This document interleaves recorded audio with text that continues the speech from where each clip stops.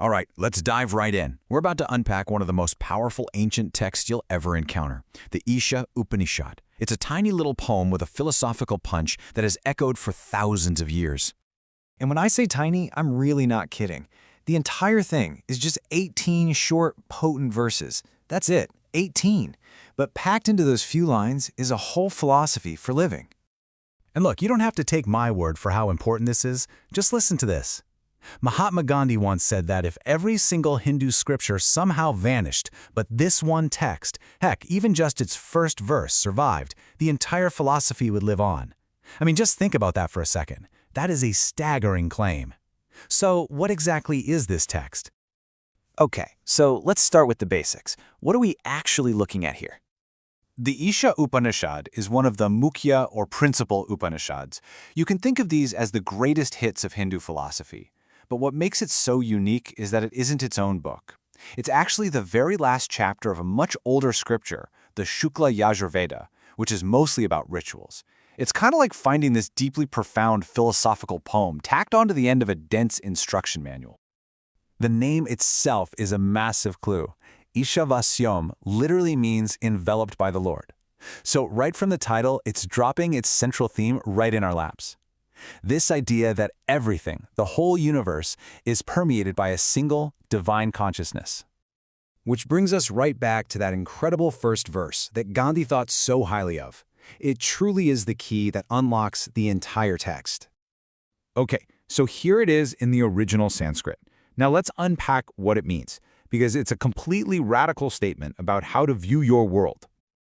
So what's the core message? It's a total paradigm shift. The verse argues that the very idea of personal ownership, my house, my money, my career, is really just an illusion. Since the universal consciousness fills everything, true enjoyment isn't found in grasping and accumulating, but in renouncing that illusion. Freedom is found in letting go. And Gandhi's interpretation makes this incredibly practical. He saw it as a simple three-step guide. Step 1, just acknowledge that everything is filled with this divine presence. Step 2, because of that, renounce your personal claim to it, and paradoxically, that's how you can truly enjoy it. And step 3 is the beautiful result. You just stop wanting what other people have, because you realize the whole concept of theirs and yours was mistaken from the very start. But the Upanishad doesn't just stop with this profound opening. Oh no. It dives right into one of the oldest debates in all of human philosophy. So what's the right way to live? I mean, really? Should we be active in the world, fulfilling our duties, getting things done? Or is the true path one of retreat, meditation, and the pursuit of pure spiritual knowledge? The Upanishads confronts this question head-on. The text gives these two paths specific names. You've got avidya, that's worldly knowledge, everything from science and your career to your daily duties. And then you have vidya, that's spiritual knowledge, the deep understanding of reality and the eternal self. Now, most philosophies would basically ask you to pick a lane. But this is where the Upanishad sets a brilliant trap for anyone who thinks in black and white. It says that following only avidya, just going through the motions of life without wisdom, leads you into darkness. Okay, that makes sense. But then it drops the bombshell. It says that dedicating yourself only to vidya, pure abstract knowledge totally disconnected from the world, leads you into an even deeper darkness. This quote right here says it all. It is a stunning rejection of extremes. It's a warning against being the mindless busybody and the detached intellectual who's all theory and no action. So what's the solution to this paradox? Well, it's breathtakingly simple and at the same time incredibly difficult. The Upanishad says you don't choose. You have to embrace both at the same time. True liberation isn't about escaping the world for knowledge or losing yourself in worldly action. It's about integrating the two, acting in the world with the profound wisdom of the spirit. Now, as you can imagine, a text this paradoxical has been the source of some pretty intense debate for centuries among some of the greatest minds in history. Yeah, this isn't some simple instruction manual with easy answers. Not at all.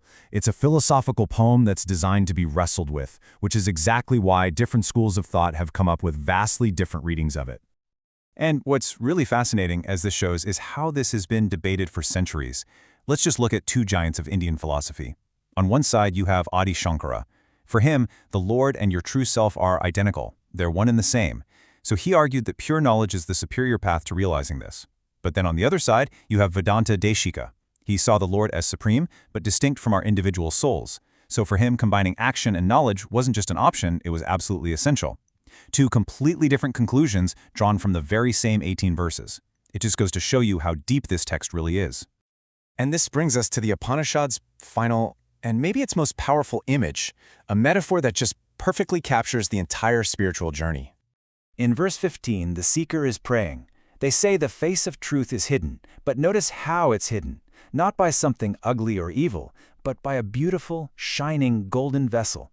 The plea is simple. Please, remove this dazzling distraction so I can see what is real. So what is this golden veil for us today? It's every beautiful, shiny distraction that we chase. It's money, status, career achievements, the number of followers on social media.